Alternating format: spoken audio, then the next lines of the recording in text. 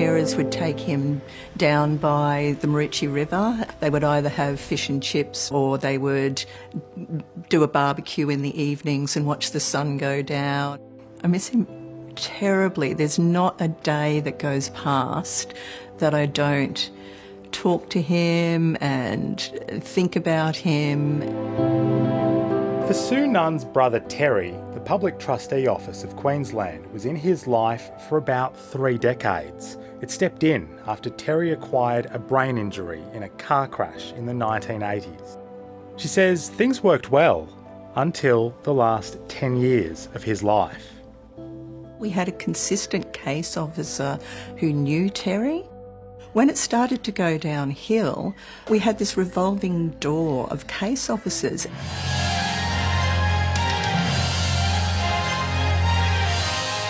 This week, the ABC's Four Corners exposed shocking treatment of people by state and territory government public trustee bodies. It could happen to you, it could happen to me, it can happen to anybody. I've seen it happen. Thousands of vulnerable Australians have their money controlled by public trustee agencies. They are heartless, they are thoughtless.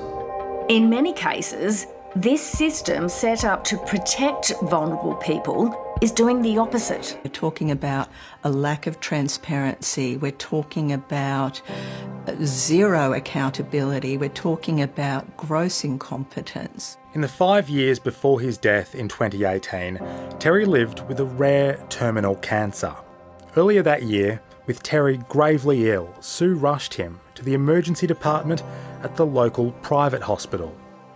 I had a ward clerk at the local hospital come up to me with this look of horror on her face and say, his card's been declined. What do you mean his card's been declined? He has private health insurance. It includes hospital cover.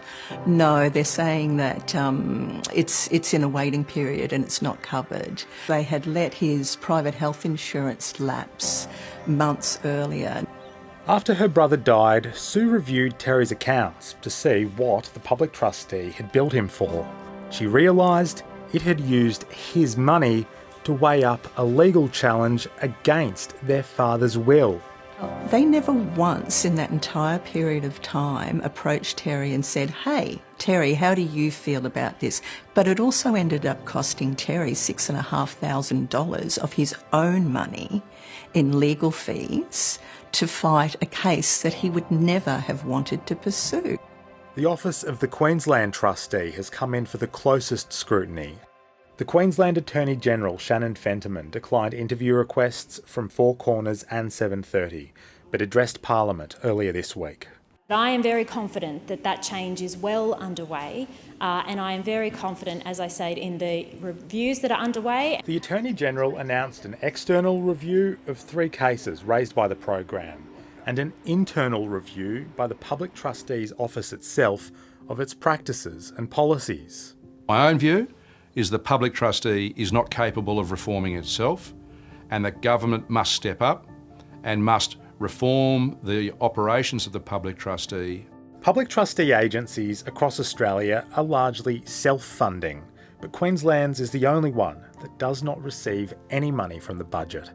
Advocates say self-funding creates a conflict of interest, leaving trustees split between the financial well-being of their clients and the financial health of the agency itself. The Queensland opposition says the funding model may need to change.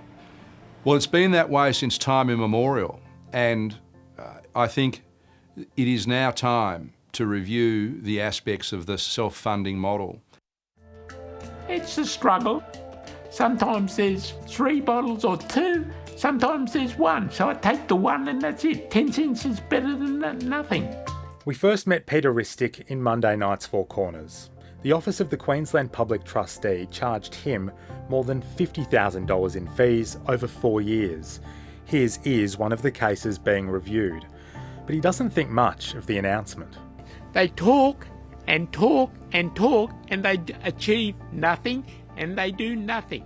But if he is proved wrong and gets some of those fees back, Peter says he has plenty of things to spend the money on. The pool's buggered and the roof's leaking, so I'd have to spend a fair bit to fix it up. Terry Nunn loved music, and Sue sometimes plays his favourite tracks to remember her brother. She hopes his memory is served by further reforms to the office of the public trustee.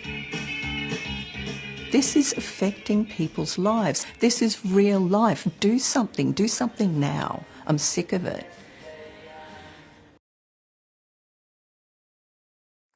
Hi, I'm Lee Sales. Thanks for watching this story. If you'd like to watch more of 730's stories, they are on the left of your screen. And tap on the button below to subscribe and get the latest from ABC News.